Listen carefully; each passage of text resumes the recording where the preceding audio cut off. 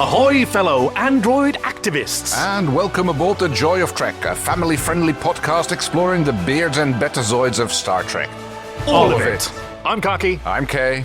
And out in my cabin in the woods is your chief engineer, Greg.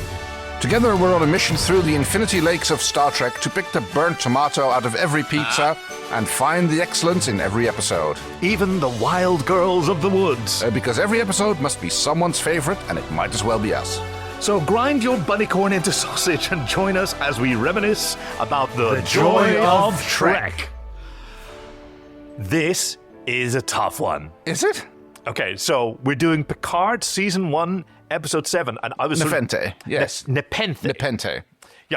From Homer's Odyssey, it's a liquor that erases pain and memory, yes. That's what I was... Oh, very good. Yes, I think so. Isn't it like brewed with the waters of the Lethe? Oh, wow. Okay, you're better informed than I am. Well, I mean, the Lethe makes you forget things, and I mean, I never had a lot of Greek mythology, but I do seem to recall the name Nepenthe coming along. Interesting. I've even got it in my trivia. Apparently, like, ne is negation or absence as a prefix, and penthos means sorrow or grief or mourning. Right. Yeah. Okay. Chief Engineer Greg here. Just wanted to chime in and say that since Picard is such a serialized show, there's a quick content warning because Nepenthe can be absolutely enjoyed on its own, but it does build on twists revealed in earlier episodes, so listener discretion is advised. There are spoilers for Picard Season 1 that we discuss throughout this episode. So, a tough one. I mean, I didn't find it particularly tough, but then again, I never really got deep into Picard, so... I have to say, I watched the first few episodes, so I'm roughly familiar with the premise of this show. But yes, it was like a bit of a deep end toss for me, even though there was quite a good comprehensive... Previously on Star Trek Picard. So the reason I called it tricky is because Picard is so heavily serialized. Right. Like, each season is a novel, essentially. Oh, like, okay, right. Almost to the point where I was considering, okay, maybe we should, like, exclude that one from consideration, just because how can you drop in the middle of, let's just review Chapter 7, which this is, of this novel. And also, it's not very stupid, is it? No. We don't really have to forgive a lot of... No, there's very little in that way. Okay, do you want to eject the warp core first or start with the recommendation? Oh, yes. Okay, right. Okay. Season 1, Episode 7, Nepenthe, in which Captain Jean Luc Picard heads to the quiet planet Nepenthe to protect an angsty android who's on the run from a devious Romulan conspiracy. Picard runs into his old comrades, Will Riker and Deanna Troi, who've traded in their uniforms for plaid shirts and parenthood. They offer their old captain a warm welcome, some sage advice and basil pizza, as they grapple with the day-to-day challenges of parenthood and the grave danger he's brought to their doorstep. Meanwhile, Soji, the enigmatic synthetic life form, is on a quest to figure out her true nature and why everyone seems to want a piece of her, and find a much-needed friend in Kestra, Will and Deanna's daughter. Well, there's very little of that meanwhile Soji is doing. Yeah. I think there's a lot there in that synopsis which is not in the episode, I would say. But well, let's get to that in a second. This was recommended to me by Lauren Alexis Rivers. She's a writer and a prolific member of a Star Trek community that I'm a member of. She's fantastic. She's amazing. She has collected photographs with so many of the cast. She's such a consummate Trekkie. I adore Lauren. So shout out to you. And she was gracious enough to give us a recommendation. There are so many answers I could give, says Lauren, but I think I would have to say probably Nepenthe, seeing Riker and Troi together on Picard, Star Trek Picard, presumably. Even though I knew Picard. Even though I knew it was coming, did my heart so much good because I grew up with that cast. I always enjoy seeing them on screen or in person, and it's a slow episode in terms of action. But the way they interact when Jean Luc first arrives, I really needed that then. Oh, that's lovely, yes. I can see they are a lovely couple. And I think it's, like, when did it come out? Sorry, I've got that written here. Oh, March 5th, 2020. I think that was just on the cusp of the first lockdowns in our country. For the corona pandemic that gripped so much of the world. We watched through the credits this time around, which I think it's traditionally at least the first time we do a new show that we watch them through, but we're still on, like, embargo that we can click through. Yes, it didn't occur to me to do it this time. Right. I noticed that Jonathan Frakes got a guest starring. I can't remember the name of the actress. Marina Sirtis. Yeah, who plays Diana. Oh, interesting. I don't recall if she got a credits mention. That's something that we need to look up so we can... Greg, can you tell us... Oh, no. Okay, fine. Let Greg do it. I was going to... So I went ahead and took a look at it. Marina Sirtis is not listed as a special guest star in the opening credits. A guest star credit like that is typically done as part of the contractual process. So in this case, Jonathan Frakes' agent just insisted, no, Jonathan Frakes is a big enough name, particularly within the Star Trek community, he gets a special guest star listing. So that's what's going on there. See, what's interesting about this episode that I saw some of the reviewers talking about a bit and it really didn't connect with me until we just watched it now. This is an amazing... eject the warp core. I say we eject the warp core! Yes. Nothing happens. Nothing moves forward. Very little, yes. Very deliberately, right? No new information is revealed. There's an unimportant subplot about La Sirena, the spaceship that Picard has... contracted to take him out into space, being pursued by a Romulan agent. But even that is trivial, non-event. Nothing important happens in this episode. No. And that makes it great. Right. I mean, the only thing that I'm going to say, like, for ejecting the warp core is that Star Trek continues its vast and long tradition of ignoring the existence of the Roche limit. But... Okay, so... No, I don't know what it is. All right. No, I don't. It's basically the closest distance that one body can orbit another one before the gravitational effects start tearing it apart. Oh, okay. As is demonstrated that both in the shot where she looks up and sees those two moons, and in the final shot on Nepenthe where we see the triple moons, which are like looming massively in the sky. Yeah. Which would be ripped apart by tidal effects if they were that close to a planet, or that big, That's... Yes, I believe the first time that you informed me of this is when we walked past the poster of Rogue One, the Star Wars film, where you see the Death Star coming over the horizon. Yeah, not possible. Also, I think we see the rings in that. At least in that scenario, you can say, like, well, maybe they're using a huge long lens and it's actually further away. But, that's... No, they weren't. No, not true. No, I could see the distortion on the beach. I can read a photo. Yeah. Hi, Chief Engineer Greg here. I just want to point out that in the situation on the poster of Rogue One, Grand Moff Tarkin wouldn't give two shits about if the tidal waves were going to be pulling the planet apart, because at that point he was like, well, we have to destroy this entire installation and all our people on it because shit's happening. So, like, in that case, they really don't care what happens down on that planet. So... But yes, that's about the only point of criticism that I can think about. It's a flawless episode. It is widely beloved. For many, it was a highlight in a season that maybe they weren't all fans of. Right. Okay. Yeah. Like, for me, I didn't really have that. Like, as much as I'd been looking forward to seeing some of the Next Generation cast when Picard was first announced, by the time the series started, I was so delighted that it was really new. And it acknowledged the size of the universe and the length of a life. Right.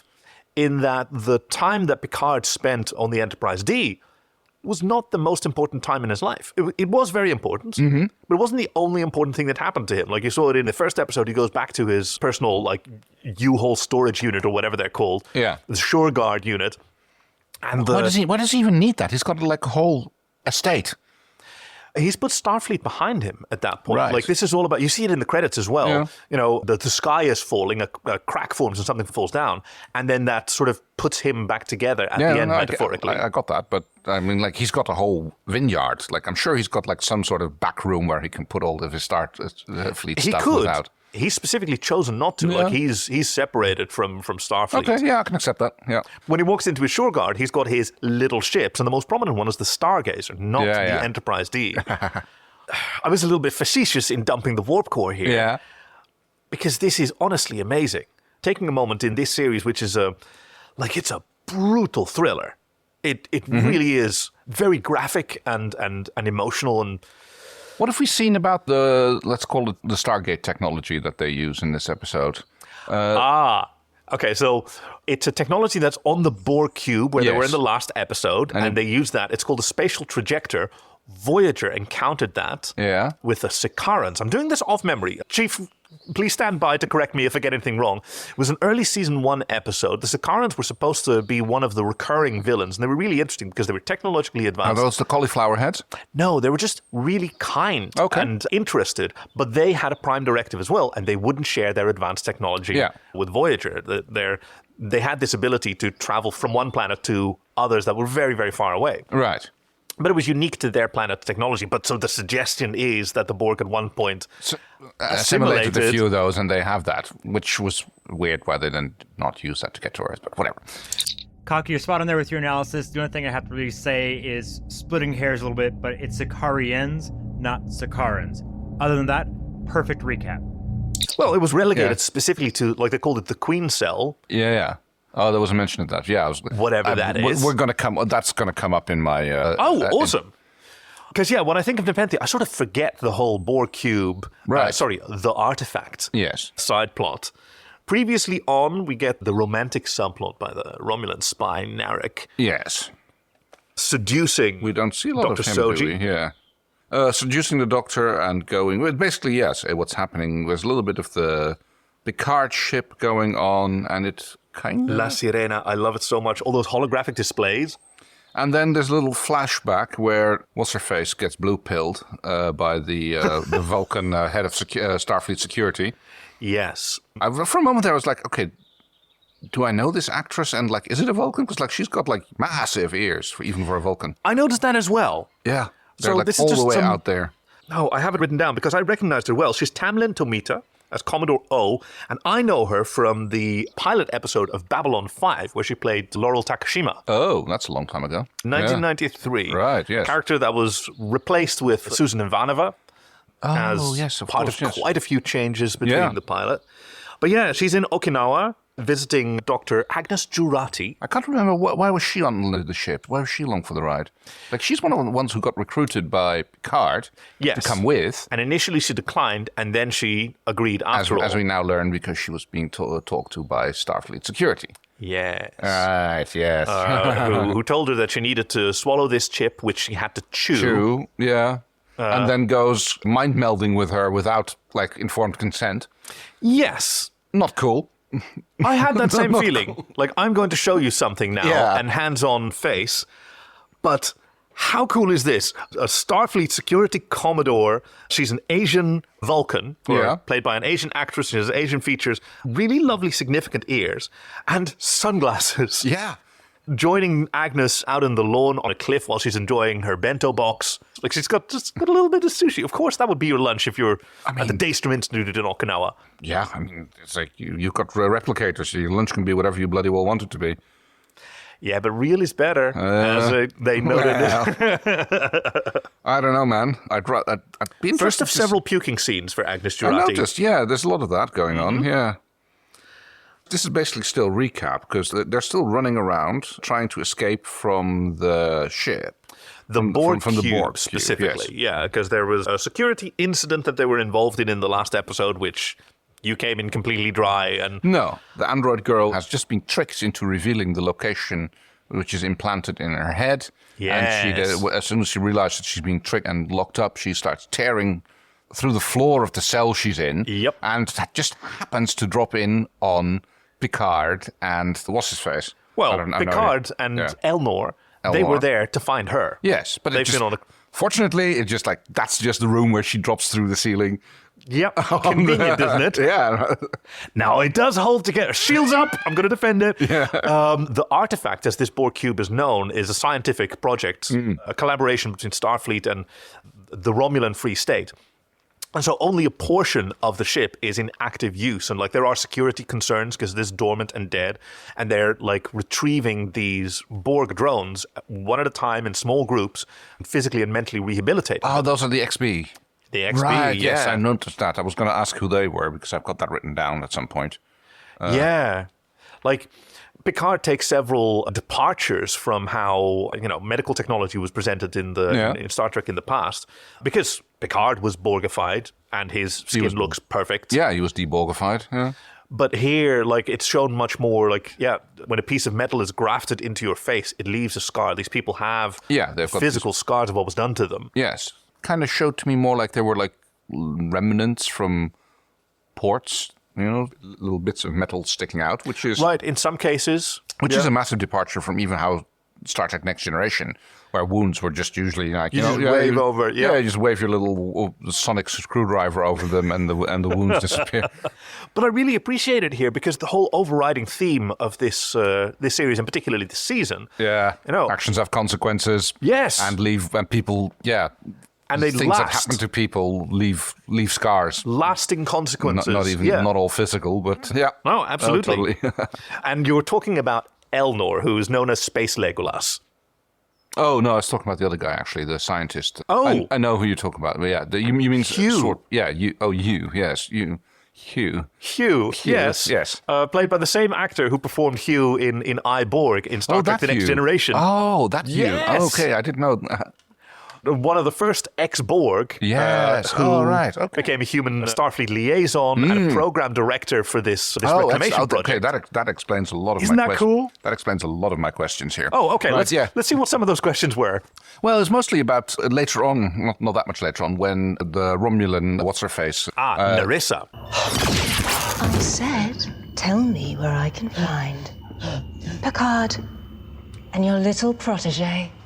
She's threatening him. She's pointing a gun at him. She shoots in the air a little bit and trying to get him to tell where Picard went. Yeah. And you can see you at certain point just like clamming up. Yeah. And you can see her realize that, like, okay, I'm not going to be able to intimidate him into agreeing. And then she just like tells her people to shoot all the XB. Yep. So and that explains his like I was thinking like, okay, who is this guy? Clearly he works here. Who are the XB, which I didn't realize they were called XB until much later in the episode. And then the subtitles I'm glad you caught that. Subtitles came on again. And then, so I was just like, I'm wondering, okay, what's the relationships? Like, are this has got some scientists who's developing these people or creatures or whatever it is? Interesting. Yeah, yes, because there wasn't even a shot of the Borg cube. Exactly. To establish that that's what they were. A little bit. There was a bit, but... A little bit, yeah, you're right. But still, but even then, it didn't immediately click to me. I thought I seem to recall that it like the Borg cube was some sort of Romulan hideout. Like for some reason, it's where the Romulans moved to after their planet got destroyed, right? Unrelated. Oh, okay. So this is it's a ship that some bad stuff happened there. It's the only known like disabled Borg cube that just happens to be in Romulan space and just happens to be the only Romulan assimilations known to have ever occurred. Right, yes. Okay. That makes sense now. So now I know why he cared about them, why he was emotional about it, and why it was used as a... So Space Legolas, who was one of my favorite characters. I recall you mentioning him before, yes. Totally did it for me. He's got his little wakizashi, which he carries over his shoulder. So cool. Yeah. So he is an unusual male member of an order of warrior nuns. Yeah. Called the Coat Milat. And he was, adopted as an orphan. And he's just lovely, isn't he? He's a Vulcan, right?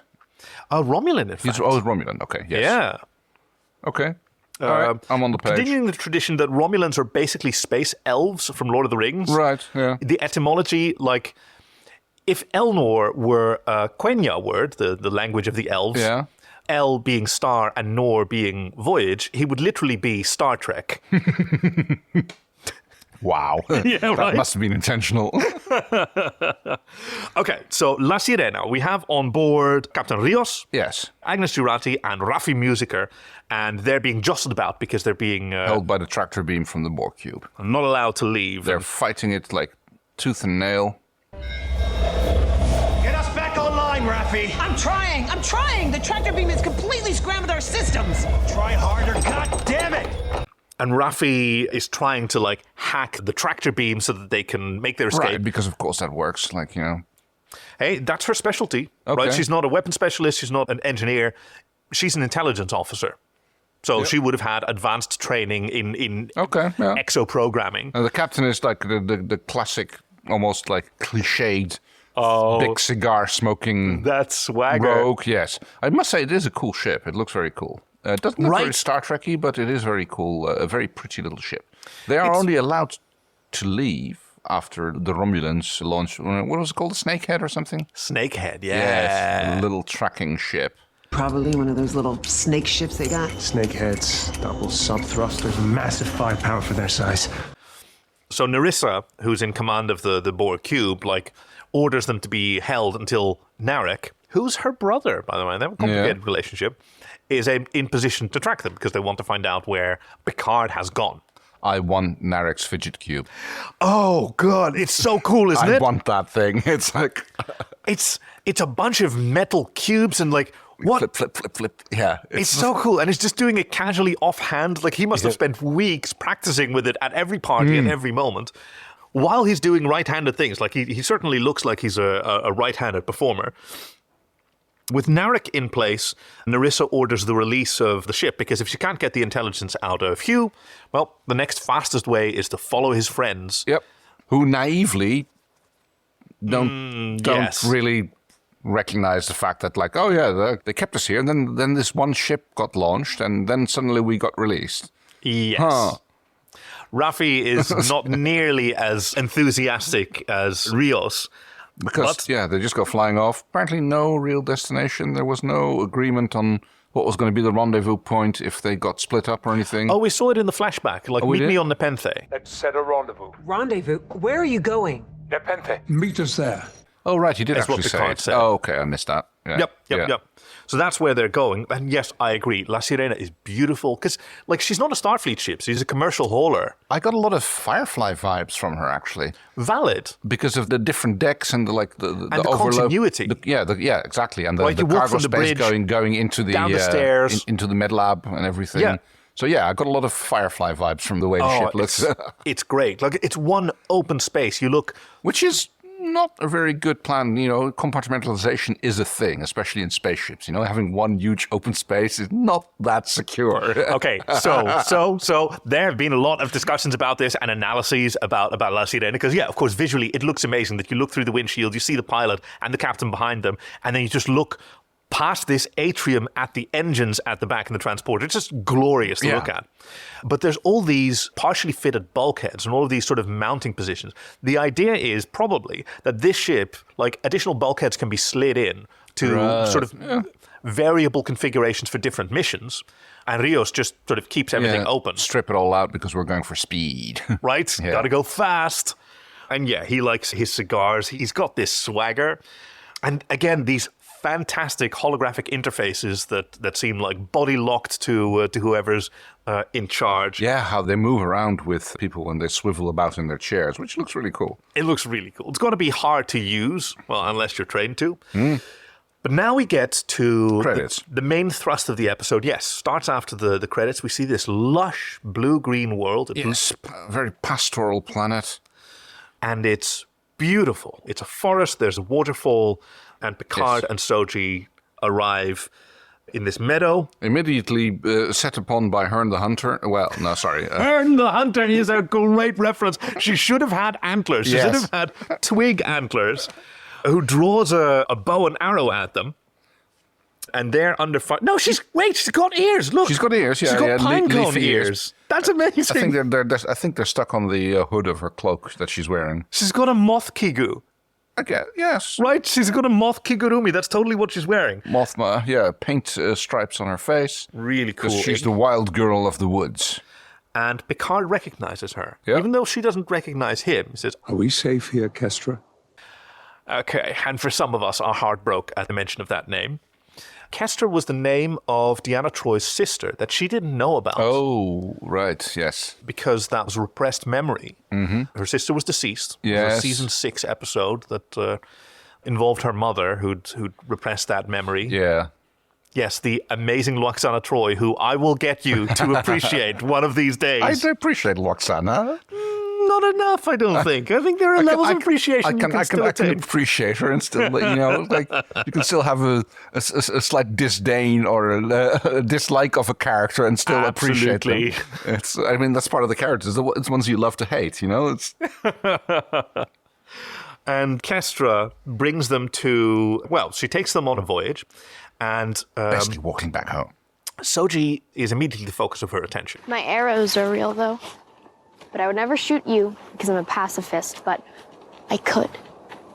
I'll keep that in mind. Because, we learn that she's just about 3 years old, roughly. Yeah. Much to Kestra's delight, because now she says, finally someone I can boss around. And because you're 3 years old, so I get to be the boss of you. It's really interesting to watch this episode from Soji's point of view, which I really dedicated myself to doing this time around. Because for her, it's been minutes since she found out that she's an android. Yeah. And that, like, the life that she thought she had was a lie. And that this, like, she's only known Picard for minutes at this point. We've known him for years, of course. Oh, yeah, that's a very good point, yeah. And so that's what I think is the narrative brilliance of this episode, where, there was a facetious warp core I dumped. Nothing happens because... like, you can mine so much drama just out of what has happened already and where you are now and processing that emotionally. And that's like, I think they do that very well. And I guess that's what also makes it so strong that Riker and Troi show up, because that allows so much reminiscing and so much basically pointing out that a lot of them still have the same character faults that they've always had. Exactly that. Exactly that. Like, there's almost nothing about, like, really reminiscing about, remember this adventure, or, like, no idea of, like, saddling up. It's all about pointing out each other's character flaws and trying to, like, you're making the same mistakes as you did back then. Yes. And you're not being the best version of yourself, because I've seen him. Yeah. And that's what you owe to the universe. But yeah, it's a very slow-paced episode. Even the...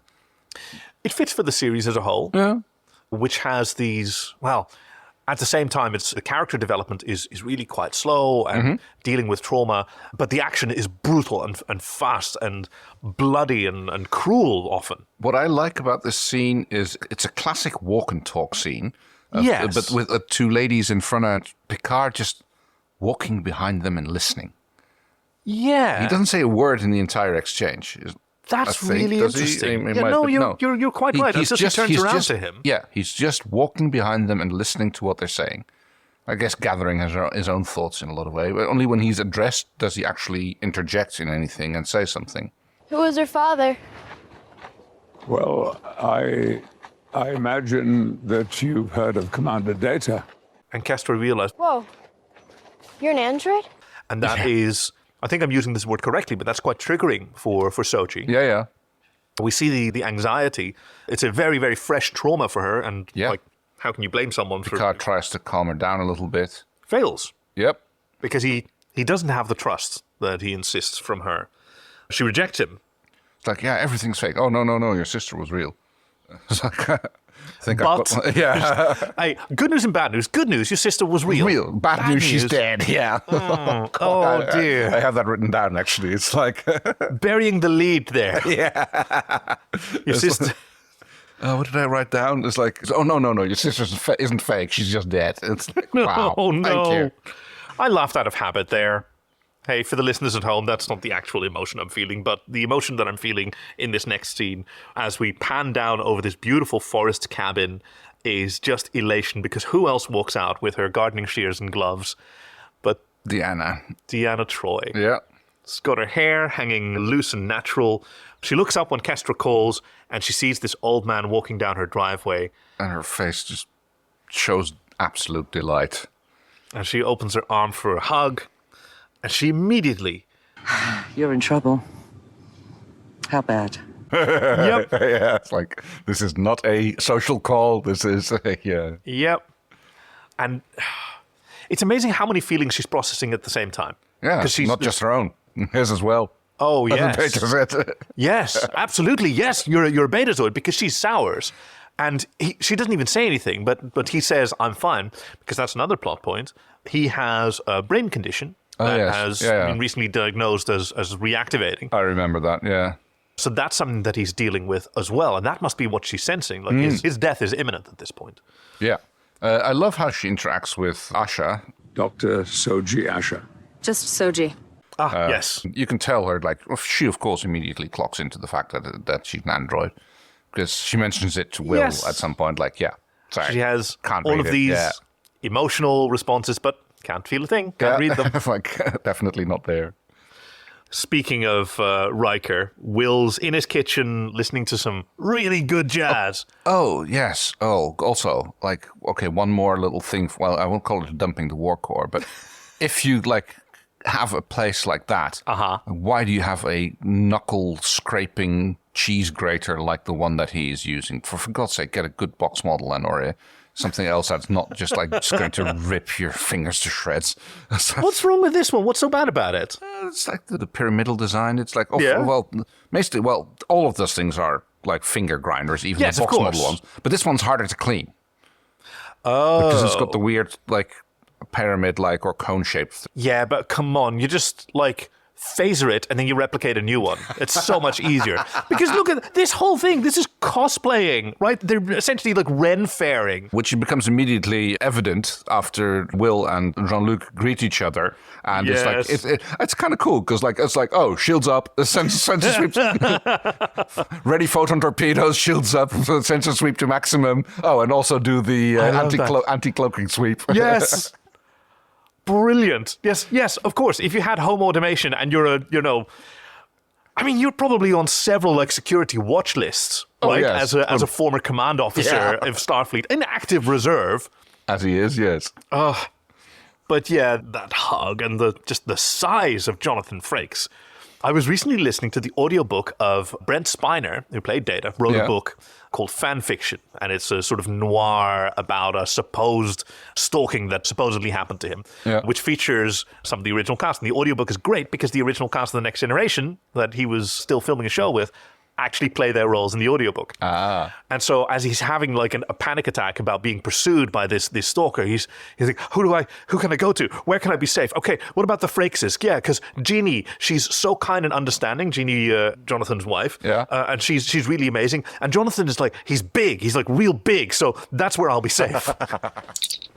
Chief Engineer Greg here. So as someone who goes to a lot of conventions, stuff like that, this past summer, I walked past Jonathan Frakes while he was walking towards his table. And I'm 6'2", something around there. And Jonathan Frakes, like, he was a little hunched over. I think just like his back injuries, just like being a little more difficult to handle nowadays. Even so, one, he was still tall, but he still had a presence of being a large man. Like, I felt like the need to like look up, even though like we were roughly eye to eye as he was like passing me. So I really just think that Jonathan Frakes just kind of has that personality about him where he just feels physically larger than life because of his whole persona. So fun little tidbit there, I guess. I don't know. And he hugs him, and Picard gets flour on his jacket because... of course, he's been making pizza dough. He's been grating cheese, what he was doing a moment ago, but... Oh, yes. But just that welcome. Say again! Hello, Will. Oh, man! Oh, what a fantastic... Yeah. I'm choking up just thinking about it now. Like, I mean, I'm not Picard's age, but... Yeah. More like Jonathan Frakes' age, I think. Well, he's a little older than we are, but... I should be so lucky to look that good when I hit that age. But, like, yeah, encountering someone that you've been apart from for a long time. Yes. Will Wheaton, he's now older than Patrick Stewart was when they were both playing in Next Generation. Yeah. Wow. But he's welcomed into their home. They say that you can stay however long you need. You're going to get our help. But it's going to start with a nap, isn't it? Stay as long as you need. Whatever it is. We can handle it. And the details don't matter to them. No. Like, this is par for the course. Of course we're going to take care of you. The most important thing is you get some sleep. Castro's off to show Soji where she can get washed up. After she hands over the bunny corn or whatever it was. Bunny corn, very good, because that's what she was out hunting with her bow and arrow. Right, yes. She was hunting. We see a little bunny rabbit in the forest whom you described as... Oh, the little mad-eyed prophet of the woods, yes. Yes. Who's got a little unicorn horn, which is apparently like a delicious but venomous local animal. It has a gland that needs to be removed, otherwise you end up puking and... She hands over this skinned carcass to her father, who goes, "Oh, nicely done. You cut out the venom sacs. Nope, I left them in so we can all spew black bile and die." So our pizza's getting bunny corn sausage. Yes. Sounds wonderful. Thank you. He's still making the pizza, and now he gets the bunny corn, and he still has to make sausage out of that first? I mean, at this point, it's just basically ground bunny corn that you're putting on there. Sausage implies that there's a little bit of process and... Yes, I think this may be a cultural distinction. I've noticed before, like, Americans talking about, like, sausage just meat, basically. Just, ground meat. A lot of sausage meat. Like, I remember you and I talking at one point. It's like, we're talking about Scotch eggs. And it's like, you put sausage meat around. And you're like, where do you get sausage meat? And it's like, you just take a sausage and you cut it open and then you have sausage meat. Yeah, what's the middleman then for? Why put it in the...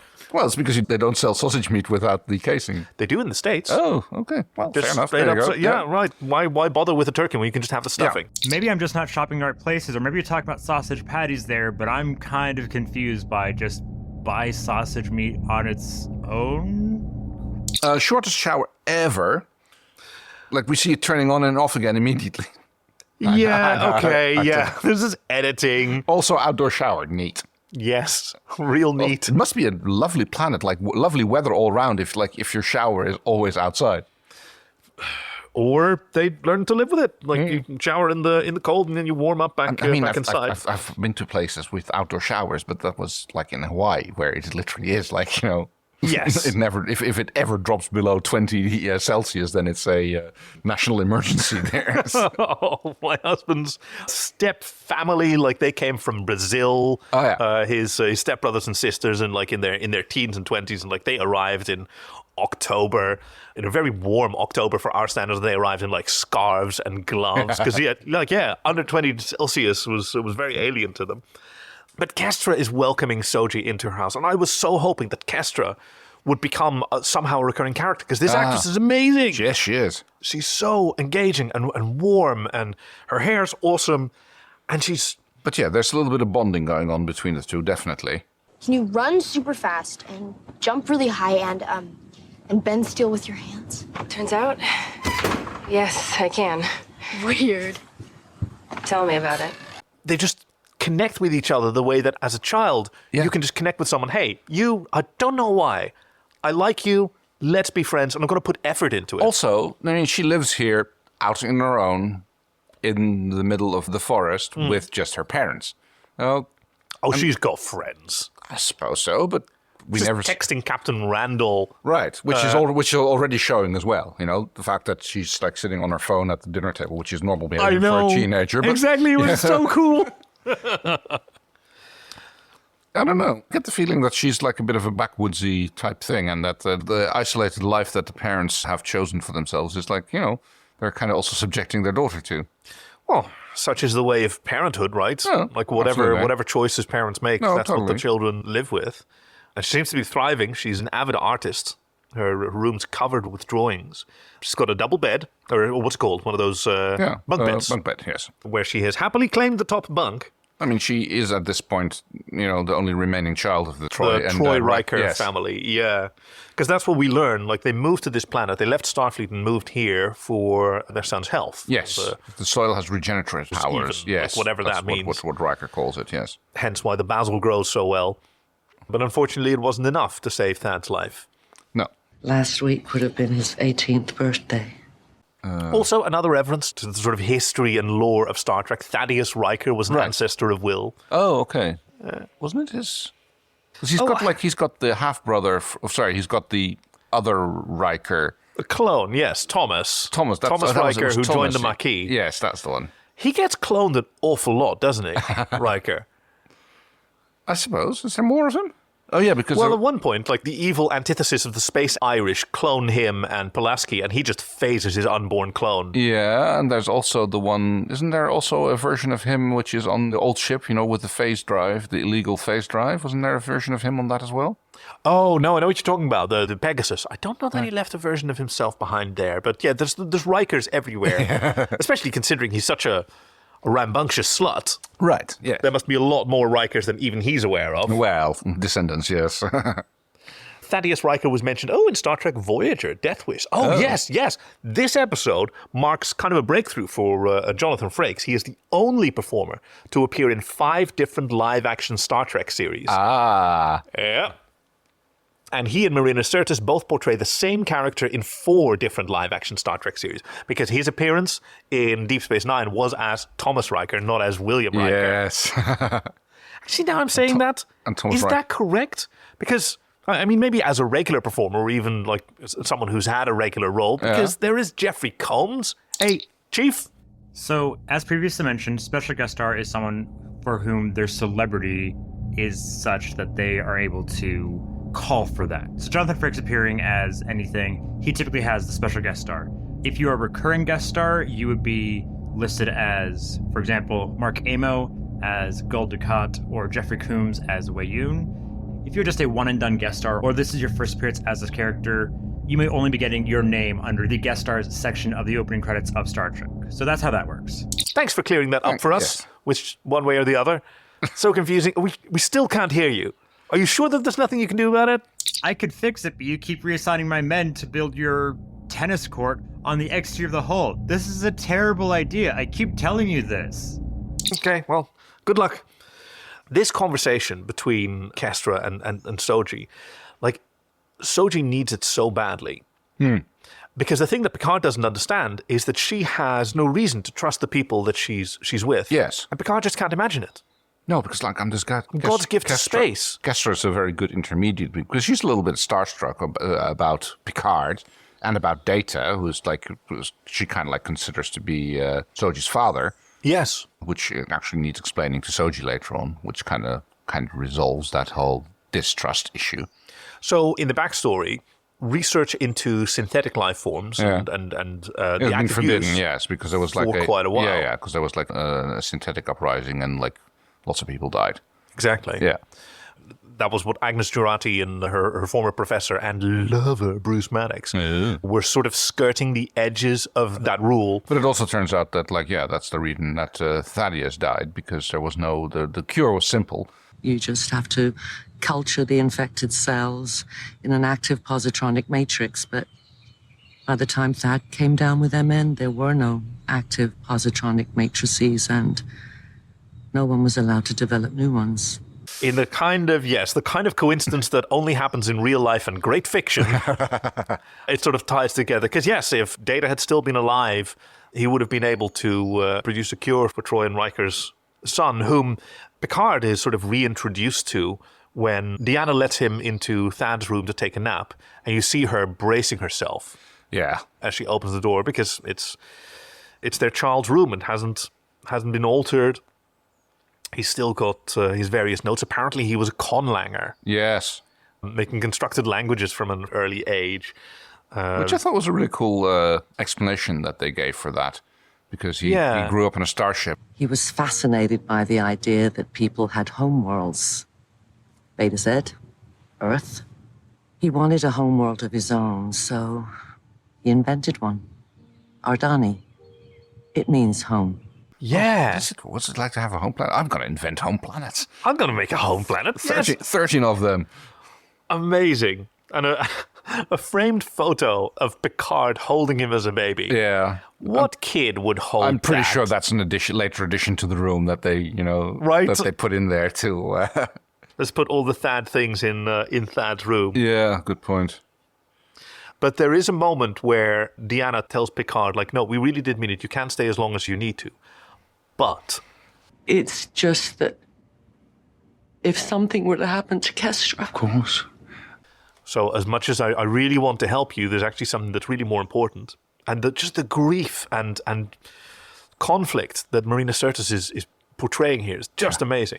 All right, let's Mintaka 3 the rest of this ship. Because this is a new podcast, Kay. They don't know about the they should know. The treaty of Mintaka. Yes, but we don't have... It's just a planet where proto-Vulcans occurred. Okay. Coined by Ricky Manning, who was also a writer on Farscape, where we did a podcast about, and then we had this phenomenon where the Treaty of Mintaka 3 is we can just sort of skip through the episode without regard for its order. Basically, we split the A plot and the B plot, and we talk about one or the other first. Now, what are we going to call that in sort of Star Trek terms? I thought Mintaka 3 was a planet from Star Trek. Yes, but it just happens to be where this proto-Vulcanoid species is. Right. That's a Farscape thing. No, come on. Okay, right. There's going to be something with...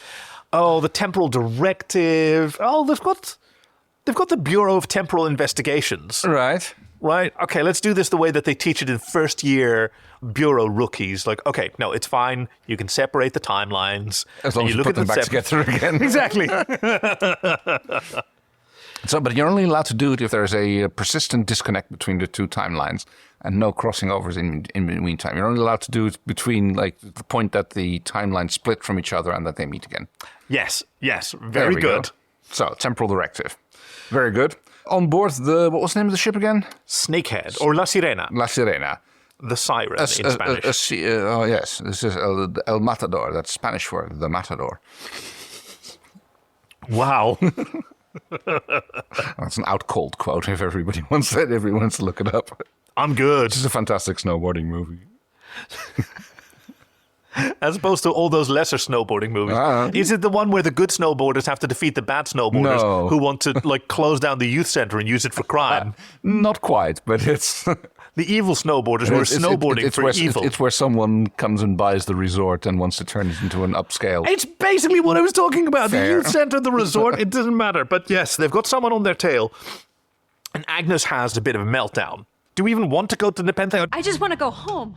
Okay, I want you to turn this ship around, point it at the Earth, and push play. Picard can look after himself, and somebody else can fight that synth. Why does it have to be me? So I don't quite understand why she has the meltdown. Well, I'm glad that there has been a spoiler warning on this episode. Chief? That would be a yes, Cocky. Yes, there has been, hasn't there? Okay, good. She has recently killed someone, Bruce Maddox, her lover, who she's working with. We find out, what we see today is whatever it was that Commodore O showed her motivated her to believe that the furtherance of synthetic life will lead to torment and destruction in the galaxy and must be prevented. Yeah.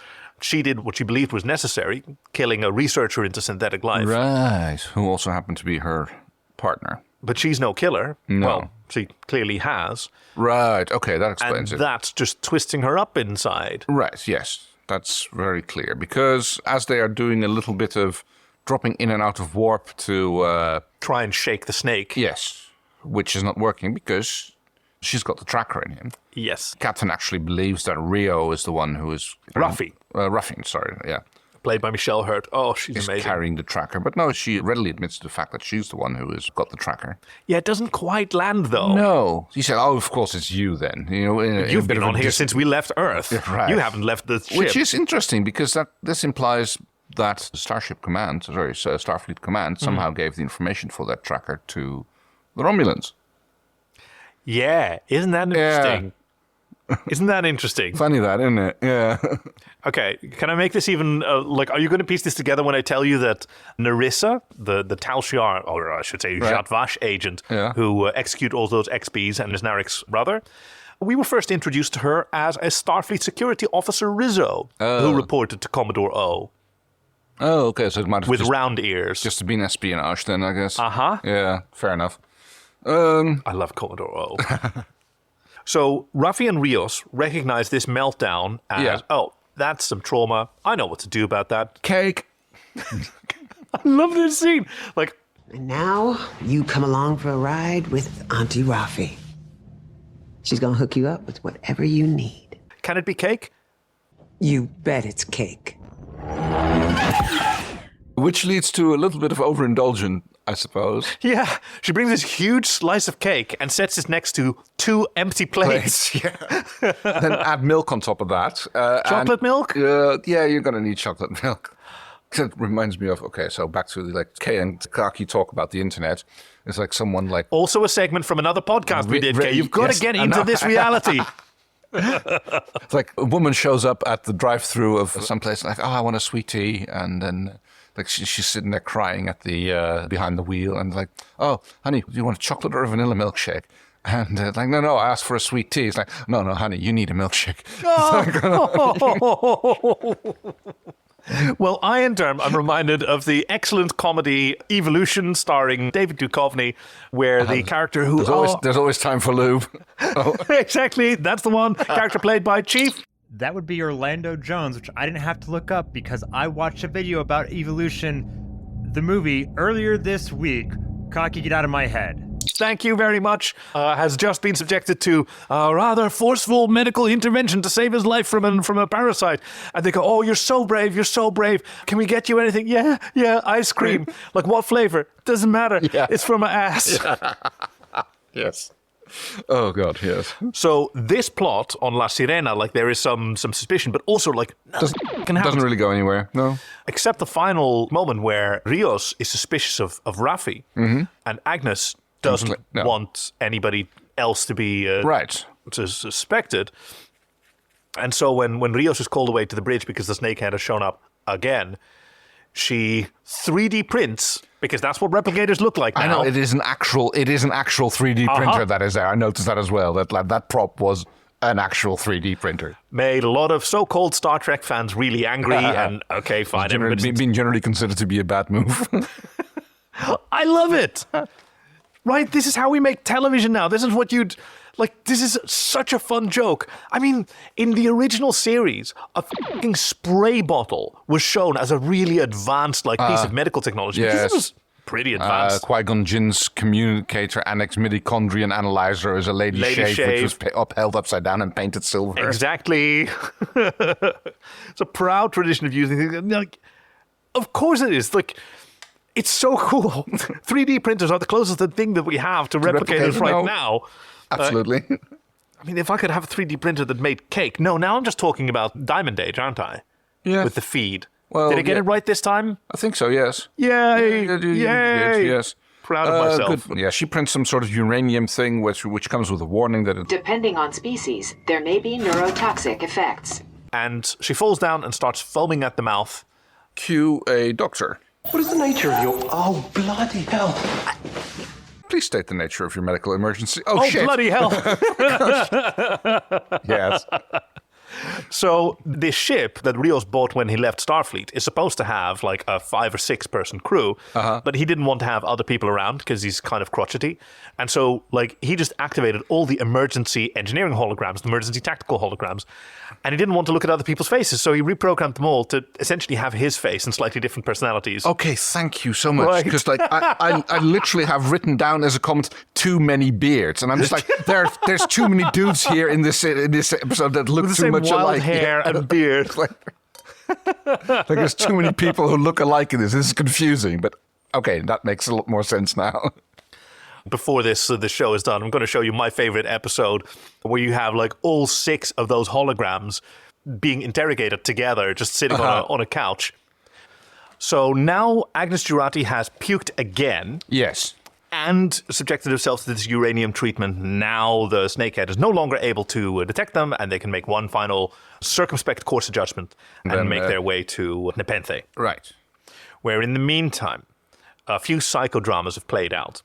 Because I was watching this from Soji's perspective, and the only real person that she can see is Kestra, who's just like someone that she can bond with on a really, not superficial, but just face value. Yeah.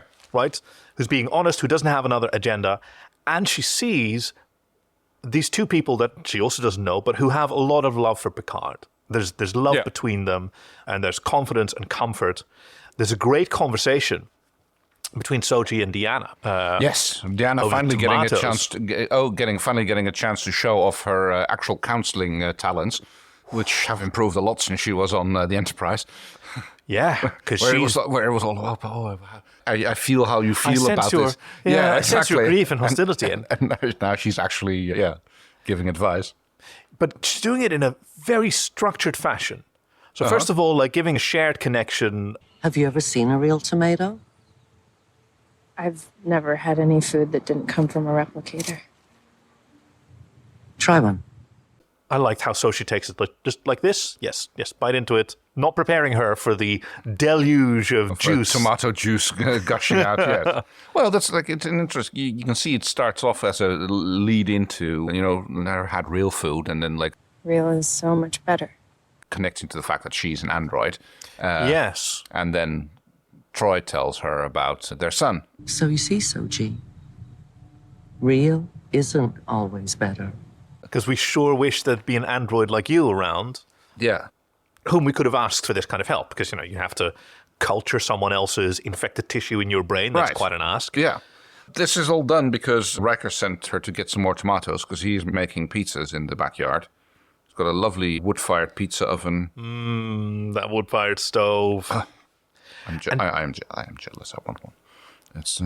I figured. Don't really have room for it, but this whole I know a lot of people who are of the same persuasion as you are. I just want a 3D printer that will print me cake. Yes. My desires are much simpler, and in this century, probably easier to obtain. A 3D printer? I don't know. I'm pretty sure that it'd be easier for me to get a wood-fired pizza oven in the backyard than it will be for you to get a 3D printer that prints cake. Not in the 24th century where my heart lives. All right, sorry, fair. But like this whole story that Deanna told Soji, it's strategic. And Soji recognizes it. Like she even confronts Deanna with... This way that you're being right now, all sensitive and caring, that makes me trust you less. Yeah, because it feels like you're being deceptive. Yep. Yeah. And Deanna just accepts that. Says, no, she didn't even like remark on it because this was part of her strategy. I'm just going to do what I know to do with people who are trauma survivors, right? Yeah. Provide some sort of connection, some sort of stimulus, and whatever your response to that is totally valid. If you don't trust it... Yeah, I'm just giving it to you at face value. Yeah, because up rocks Picard, who's had a glass of wine and no nap. Yeah. No, he did have the nap. He tried, he said. Okay, yes, fair enough, yeah. He says to Soji... Torture you? Destroy you? Yeah, you're right. All this is an elaborate plot. I wouldn't trust any of this if I were you. Like, he almost gets smacked up the head by Diana at that point. It's like, yeah. Don't say that. That's like, she has no way of knowing. By the way, just to come back a little bit to the glass of wine, like Picard I love how he just goes like, may I? And he picks up, pours himself a glass, and you can see him looking at the bottle rather critically, going like, okay, what kind of plonk is this? And smells the glass for quite a while. Like, this isn't one of mine. Yeah, is it? I was almost expecting a comment like that, like, oh, so you kept one of my bottles around, you know? It's like just what I wanted. Like, I'd go see my old friend and he gives me the same plonk that I have at home all the time. There's an episode in season 3. Hey, quick extra spoiler warning, Chief, pop it in here, where Picard meets Worf. And Worf says, thank you for the annual bottle of sour mead. What, you mean Chateau Picard? No. It is quite tart, sir. Well, I mean, for someone who enjoys drinking prune juice, you know. We don't know what it does to the Klingon constitution. It's a warrior's drink. Oh, Guinan knows her Klingons well. But so this is part of a conversation that Picard's been having with Riker, who, like, these men know each other as well. And they were men in the 90s, right? Because that's when the show was on, and there was still much to be done in the realm of like emotional availability for men and like connecting with one another on a real level. Yeah. But so they're very, very aware of one another's flaws and how some of them, well, you're just not going to get over those, are you? Yeah. For Picard, it's a messiah complex. And he is the great Captain Picard who is going to take care of all the problems, all the universe's problems, yes. Yeah. And Riker respects him, including that, not because of or despite it, but so it doesn't occur to Riker that Picard would do anything else than... Someone came to you with a problem, of course you're taking care of it. But Deanna recognizes, hey, how you're being right now, that's not the best version of you that I know. You should be... compassionate, patient, curious. One other thing. Useful. Let us help you, Jean Luc. And that's really confronting them. That's the kind of advice you can only hear from a friend who knows you really well. Yeah. Because anyone else, you'd reject them. Right. And then she tells him, like... pretend that our dinner table is the ready room of the Enterprise. We'll find a way forward. Together. And that's really what it becomes. Yeah. Cancel red alert! Because, yes, there was a red alert because some smoke was coming out of the chimney. Yes, and they only burnt a tomato. I was like, no, that's not how pizza ovens work. Like, I think that the tomato must have slid off the pizza and onto the... that's possible. Onto the fire itself, because it was, like, toasted. I wasn't timing this, like, how long it took between the moment he shoves the pizza in and the moment, and, like, with all the talking. But it's probably more... how long was that? Yeah. Oh, no, hold on. We don't get the... Damn it! Sorry, that doesn't work like... So I'm not sure, like, how long... I didn't time how long it was between the moment that he slid the pizza in and it was all the time. But I'm willing to bet that it's more than 2 minutes. Feel free to call me out on this, Chief, if it turns out that I am completely wrong. Before the Chief answers, let's look at the... We've got the Chief, and now we've got the Chiefs. Yeah. So, okay, so that's... It's quite a bit of dialogue that happens between those. 1, 2, 3, 4, 5, 6, 7 per page. So 14, 28, 35, 72. These GIFs, Yeah. they're a variable length, but they tend to average around 4 seconds. Yeah, so we're already well over 2 minutes then. Oh, no. He's just slid it in. So this is 14, 28. What comes after that? 28 plus 14, 42. Yeah. 56. Oh, no, this whole 70. conversation between Soji and Deanna is taking place simultaneous. Yeah, but then everybody else shows in, and you get the entire conversation with Riker, Deanna, and Picard. And only so after that has occurred. That's about 50 GIFs. So, yeah, that's 200 50 seconds. It's well over 3 minutes. Yeah? It's too much? Yeah, it probably wouldn't be blackened by that point yet, but you'd have a very crispy pizza. Okay. Well, they are a variable length. True. We missed a bit on the Borg cube plotline, like well, that happens Elnor now. Yes. has stayed behind because he saw the massacre of the XBs. Yes, and he's staying with Hugh, and they are trying to make their way back to the Queen Cell. He wants to protect Hugh and go somewhere. And like Hugh, he's never used that technology before. It was. We're going back to the Queen Cell. I'd forgotten the immense power hidden there. Maybe I was afraid I'd be tempted to use it. I know, as an ex-Borg, that's not an experience you forget. But Narissa is there, and she's glad that Hugh has declared his plans, because, you're in violation of the treaty with the Federation, and therefore no longer under its protection, and I can kill you now! Yay! Which she doesn't do. Oh, yeah, she kills Well, eventually, but not immediately. First, there's a bit of a showing off in which Space Legolas manages to do a bit of jumping and running around, killing off her agents. He gives them a chance, because he says, Feldor Stan Toret. Please choose life. Yeah.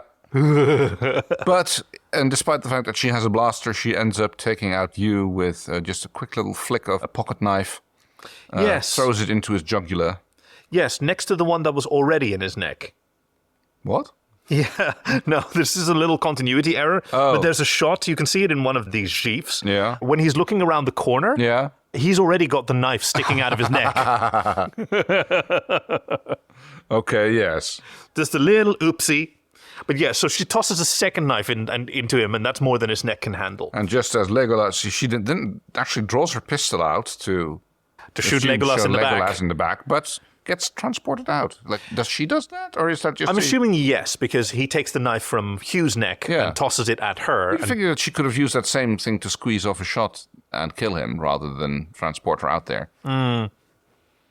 I don't know. Maybe somebody else was doing it. Maybe there's an automated system. I mean, yeah, that seems more. What a brilliant invention that would be! An automated system that, if your life is in danger, then you get beamed back to the ship. Yeah. Hey, a lot of episodes could have been a lot shorter. Right. Yeah. Well, but yes, Hugh gets a touching death scene. I was that much of a hopeful fool again for a minute. Thanks for that. And now Elnor is left all alone on a Borg cube full of enemies. None of his friends are around, and he's terrified. This is something that I really liked about this character, because the order of nuns that he belongs to, the Poet Milat. There's even a moment where Narissa holsters her weapon, and she says, in the beautiful Romulan constructed language, that she's always wondered, how do Coat Milat hand-to-hand techniques hold up against what we learn in the Zhat Vash? And there's a bit of hand-to-hand where she's quite sneaky. They practice something called absolute candor. And it's about being completely honest about what you're feeling. I think you've mentioned this, yeah. Yeah, and so he's a very emotionally open and connected. And right now, as courageous as he is, he's also scared. And yet he decides to stay on board. Yep. Didn't quite grok why he did that, but... he came upon Hugh and the massacre of the XBs, and he said, this is not going to happen again. I'm not going to permit her to kill more people. I'm going to protect Hugh. Hugh. No, Hugh's already dead at that point. No. This is at the... you're right. Right? Yeah, you're right. Yeah, sorry. That's why he's with Hugh for the... of course, yeah. No, right, yeah. No, I got a little confused there for a moment. And then, as he's skulking and hiding from the Zhat Vash agents, he finds this pendant that I'd sort of forgotten about, but it's an emergency beacon for someone who can maybe help them. So beacon gets activated, and I guess we learn. And that's all we see. And then there's later. It's such a heavily serialized, it's just an actual series. Is Picard.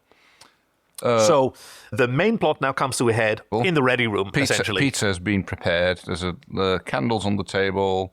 Oh, it's so lovely. This lovely lamp overhead. gets 2 slices. Deanna asks for just the one. Yeah. One will do me. And there's a little bit of talk about, like, okay, what if the ship doesn't show up, and how are we going to... That's when the captain gets mentioned. Well, there's Captain Crandall. He's been everywhere from Kronos to Tychon's Rift. So he says. And he has a ship. The Inside Strait. What a dope name. If your name is Rupert Randall... No, Crandall. Oh, we've been saying it wrong this whole time. What's it called again? Oh, I don't know. The Inside Straight's correct. Yeah. You know what an Inside Straight is, right? It's a poker term. Oh, yes, but so it's a straight, which is... I think it's like that you have 4 cards which make up a straight, and that the 5th card is missing, but it's not on at the end. It's like the middle card, one of the middle cards is missing. Oh, interesting. I think that's called an Inside Straight. Is that correct, Chief? That makes about as much sense as any of the poker articles I've been reading about this, trying to find this out. The main thing to notice with an Inside Straight is it is a long shot, and it is not nearly as valuable as an open hand straight, because it's about half as likely to happen as that. So they're even kind of a nod in the name. It is a long shot to use Rupert Crandall. And like the idea behind that is that it's much less likely that you can draw on an Inside Straight, because you only have 1 card that can. Whereas if you have like 4 successive cards, you can have a card on either end matching, so your chances are twice as high of actually making a straight like outside that. Straight, as in an incomplete. Right. Okay, I get it now. Yeah, what Kay said makes a lot more sense than anything that I was reading. So thank you, Kay. Because Soji decides at this table to come clean, because Picard. When I met your sister, she had just been activated by the Romulans' first attempt on her life. Until then, like you, she believed she was human. He even appeals to her as an android. Listen to the timbre of my voice. Feel the fluctuations of my heart rate. Note the dilation of my pupils. Soji, you can trust me. Yeah. Which is essentially what he's telling her to do. Yes, which is not something that she's aware that she can do. Like, nobody's told her that before. But her response is pretty cool, too, because she says, like... I know he thinks he isn't lying, but that doesn't mean I believe him. And then Deanna and Will are there. Like, we know him in a way. Like, we're providing quorum, essentially. Yeah. And then it comes to the point, like, okay, she goes, like, why would you do this to me? And like, well, because you were created from a part of Data, and we served with Data, and he was our friend. Very dear friend. Yeah. Like they love him. You're essentially his daughter, so we're doing this for you because, that's what we would do for our friend. And then Picard says, but more importantly, it's because you need me to. Right? He's being quite honest about his Messiah complex. Somebody needs his help. He needs to help them. Yeah. Oh. And also, he needs to feel useful. Before your sister came to me, I was haunted by my past. Marking time, wasting my life. But now, I'm alive, and I have a mission. It's interesting that you mentioned Firefly about La Sirena, because I saw an interview with Joss Whedon about the sort of narrative construction, why Firefly was such an ensemble show. Because there's like 9 regular characters. Yeah. And like he described it when he was writing these characters, the 8 crew members of the Serenity are, for Captain Malcolm Reynolds, they represent parts of him that he's lost. And that's why he wants them around. Oh, okay, yeah. And I think that's kind of true for Picard and the crew of La Sirena as well. Like he's surrounded by aspects of himself that he needs to learn to reconnect with. Yeah. You know, the brash adventurousness, the suspicion and insight and paranoia of, respectively, Rios and Raffi. Yeah. The wide-eyed scientific curiosity of Agnes, the naive courage of Elnor. Yeah. These are the things that he needs. And now also Soji, who just cares about something. While they are discussing the planet of the 2 red moons and figuring out how they are going to get there, the daughter is meanwhile texting the captain. Like she's below the table. She's got a phone under the table. Yes, it's so cool. Even in the 21st century, teenagers will be teenagers. And it's like, oh, yeah, it's that planet. Actually, teenage being teenage is also a really good plot point, because that's something that Riker really relates to Picard about his relationship with Soji. Like, she's essentially an adolescent, like however you determine that in terms of age, and you don't know what you're in for. Like that's not something that you've ever really interacted with. I have, right? I think Thaddeus was 11 or 12 at the time of his death, and Kestra, I think she's like 14, 15 at this point. Yeah, she's a little bit older than. Yeah, because it mentioned that Thaddeus would have been 18 now if he'd lived. But what an amazing like set of lessons to learn. Because at the end of this dinner, like Rios even checks in, everything that they need is available to them to continue their adventure. Yeah. And they're just like an inch further than they were when they arrived. This whole episode. But there's been a massive amount of character development, Yeah. Which couldn't have happened under pressure. No, absolutely. It needed peace and quiet with this planet, which we get to see off a little bit more when Picard and Riker are walking and talking through the forest on the way to... Yeah, they're drinking their morning coffee. Walking out to the deck overlooking the pond. And so, I love this bit. It's like where Riker asks Picard about his crew. So, what are they like, this new crew of yours? Well, I would have to say they are decidedly motley. There's been nothing but drama since we left Earth orbit, and I'm told it's been continuing since I saw them last. This ties in perfectly with my theory that, like, everybody in Starfleet is an overachiever, and, like, their only personality is their job. Oh, absolutely, absolutely. Because they just pump 75% workahol into the atmosphere. Yeah, exactly. It's like you only get into Starfleet if you're an overachiever, so, yeah. Or Reg Barclay. Right. I never understood how he got in, but, well... Also quite the overachiever in many ways. You'd think that, like, the psychology department would have weeded him out. Yeah, apparently or at least, like, kept him on Earth, not, like, on the flagship. Yes, out of extremely stimulating, high-pressure environments, but... Yeah. So they're ready to go, and this conversation between Riker and Picard, like, it's so emotional. No one would blame you if you wanted to just sit out your retirement and let somebody else take over for a change. I mean, nobody but me, that is. I never thought you had any business retiring in the first place. Which is that sort of acknowledgement of each other's flaws. Yeah. Right. It would be reasonable for someone to recognize their age and move into a different phase of their life and try to, like, elevate others and teach the way that he's being as a parent. But I know that that's not for you. Yeah. You're not that. You're a broken, flawed person. Be who you are. And just celebrating that from their friends. Yeah. Oh. So I describe this as a difficult episode because there's nothing to redeem. Right. Like, I see what you mean. I mean, it's easy to love, I'd say. That's why I wouldn't call it difficult. Exactly. Yeah. Which has not been our mission statement. Like, we usually take the ones that are difficult to love and love them anyway. Well, okay, hang on. There's one more scene between the ladies where basically Kestra is encouraging Soji, thank you, to basically accept, Picard as her family. You don't have a mom and a dad. But you have Captain Picard. I don't have Picard. But you could. And that's such a wonderful bit of advice. Like, if you wanted him in your life, you could have that. Yeah. And as someone who's experienced loss, like she describes that as well. Like, bad stuff happened to me as well, and I got through it because I had my mom and dad. Yeah. And we had each other. And if you have someone and he can be there for you, and you can be there for him. And yeah, that's basically like an adoption, I guess, like Picard adopting Data's kid. Yeah, adopting one another. Did you see the three-way hug? Yes. And kissing Will on the cheek in the French style, and Deanna as well. Deanna back to her Starfleet blues. Yeah, I guess. I guess that's true. Kestra gives Soji a compass. Broken compass. You just have to pretend that it works. I like it. Yeah, that's really good advice. Yeah.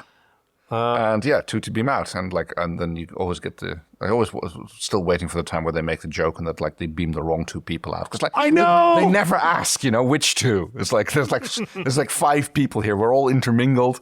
How do we know which are the ones who are coming? Yeah, it's such a weird way to describe it. But I guess that's the fate of transporter chiefs, and I guess that's the same kind of problems that we throw at our chief, and we just thank you, Greg, we love you. I developed a little bit of headcanon recently as a discussion with one of the Star Trek communities that Lauren Rivers, who recommended this episode, is also a member of. Yeah. And it was about Miles O'Brien.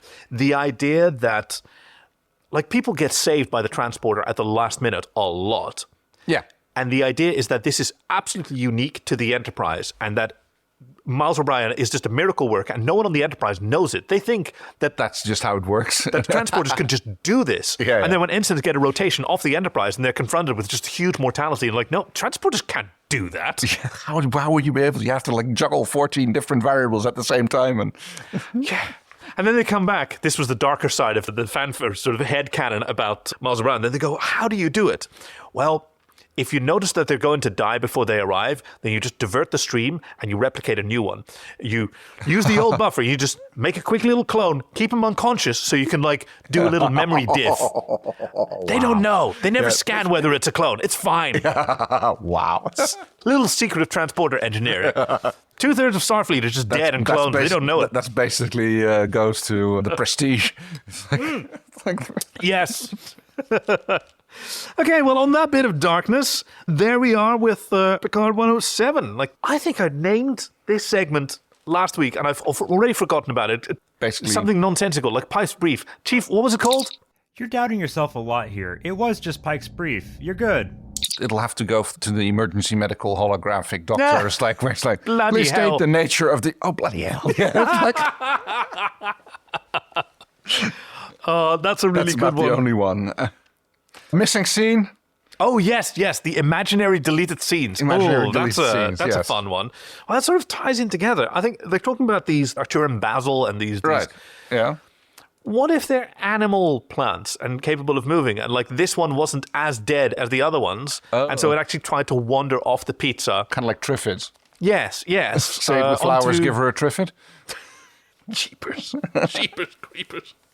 Okay, in that case, I would like to have a deleted scene where we are having the pilot of the Snakehead, who is just like sitting there in his ship, like messing around. Oh, bloody hell, where did they go? Like, have to stop again, like do another rescan sweep to get back into range of the tracking device. And it's like, please just go to the planet. These ships don't have toilets. Go! Wow. I mean, you have a reverse replicator for that, I guess. Reverse replicator is a troubling concept. I think, the Romulans have those. It's called a disruptor. Okay. Well, on that note, Kay, I'm leaving Starfleet. Okay. Engage. Damn it! It's Energize. Oh, Energize. It's the other one. Energize. Sorry. Energize. Yeah. Thanks for listening to this week's episode with your friends Kay and Kaki. Production and editing by your chief engineer Greg, and music by Fox Moore. As a special treat, you're about to hear an excerpt from our first monthly bonus episode for our Patreon supporters. So I've briefly solved the temporal distortions on my comlink, and our friends Kay and Kaki are watching the episodes together. So you'll have the opportunity to hear us talking as a live commentary track for Threshold from Star Trek Voyager, while Kay's new kitten periodically attacks Kaki, as kittens are wont to do. Supporting us at patreon.com/joyoftrek with a few bucks a month will help your friends at the Joy of Trek find the sunshine in every shuttle crash and gets you full-length bonus episodes like this every single month. Enjoy. We're just fade into a conversation that was already happening as the episode is starting, and it's just like... Oh, yes. And then have a very natural moment where you go, anyway, hello, ladies and gentlemen. Yes. Oh, he does get his kiss. We didn't remark on that in the episode. No, he's already dead, though. So when you're having a conversation about, like, why don't you put them in a morgue or anything like that, like, my initial thought was like, they just kept the force field on. You could keep it, like, in a whatever good point environment. Yeah. But no, they clearly didn't deactivate the force field, so my idea is just... that would be great. Like, you put him in a vacuum. But this shot is the one that I still like. Why is he sitting there typing on his keyboard? He could, like, instantly input this data because he is a computer. You are software. You are the software. It's like, there's no need for you to sit behind this. Unless he's essentially Sisyphus. Oh, I suppose. He probably feels like that. Yeah, no, good point. He would definitely claim that. He's writing his fan fiction. Isn't there an episode about, like, him basically complaining about the fact that he's been, or it becoming a problem that he's been turned on for so long now? He was only meant to be an emergency stopgap measure. Yeah. And there is also an episode where he writes fan fiction, essentially, of himself, of the Voyager. Yeah, the starship Voyeur or Vortex, whichever one it was. Oh, he's going full Brundlefly now. Oh, here, look, he's going to do the little Yeah, he's doing the thing with his fingers. But I guess this is just like them trying to like throw in a little bit of continuity over episode. Because that worked really well for Voyager, right? Little smatterings of long-term plot, but still quite episodic. Who's this actor? Do we know him from other things? I've seen him screaming in pain in something. Okay. He looks like he needs to be killed in some sort of teen slasher film. Right, that sort of thing. You have that with Leland Orser as well. It's not Brad Dourif, because Brad Dourif is in here from Green Worm Tongue and the murder from Chucky. Oh, and a murderer here. Spoilers. In Voyager, he had a very troubled. Spoilers Betazoid. for like a 30-year-old show. Yeah, I swear I've seen him like being beaten up or tortured in some action show. I want to say like maybe 24 or Nikita. Nikita would have made sense. This was season 2, so like 97. The Canadian La Femme Nikita. I guess he didn't have Cherchez la femme dans la nuit. See, while you're having this conversation, I'm just looking at the makeup and trying to figure out exactly how they did like the flaky stuff, because that's good point. If you look at his head, it almost looks like it's breathing at some point. That like the side of his head is like kind of like pulsing. Oh wow! There was something weird going on there. Maybe it's because of the way the prosthetic is glued to his head when he turns, that it sort of warps a little. Could because be, he's very big. Maybe he's flexing his hair. He's flexing his hair. Okay, yeah. I swear I'm seeing it. Either I'm seeing it or like Kay's making me think that I'm seeing it. No, you can definitely tell. You can definitely see that. This is awesome. Yeah. This has legs. This is totally a different dimension than like us reviewing it, because we're seeing shit that we normally. Pardon me for swearing. You can see it happening there. That oh, I see it now. Yeah. Yes, it's the pulsing and contraction. Yeah. That smile. What have you been doing with your life? I've been coughing up my tongue. Do you think anybody? Finish your sentences. I'm just trying to decide whether Okay, no editing. If this is not an appropriate question, just move on and pretend it hasn't been asked. Do you think anybody ever jerked it on the set of Star Trek Voyager? Oh. Probably not long. I mean, no, exactly. But just on the sly or swaffled something. Do you know about like the guy that like he and his friend broke into the set of Next Generation and they kind of like broke one of the props? Oh yeah, they broke one of the props and like recorded like a 20-minute like video of them just like jerking it, kind of uncomfortable on the carpet. Oh, I could just like see Greg's eyes moving around, like going, like, "Oh, am I going to answer this or not? What am I going to say?" Like, we're defining the tone of bonus content. Like, can you hear the sort of people going, I wonder how you unsubscribe from Patreon, or I wonder if there's another episode that I can enjoy. Look, this fight scene that happens entirely on screen, and they're just yelling, and then there's a phaser beam, and then a chair. And that was a sample of our first monthly bonus episode talking about Star Trek Voyager Threshold. Join us next time for the animated series episode 107, The Infinite Vulcan. Visit joyoftrek.com/links to send us your recommendations, support us on Patreon, or find us on Blue Sky, Instagram, and Facebook. We'd love to hear from you. Thank you for listening to The Joy of Trek, and we'll see you out there.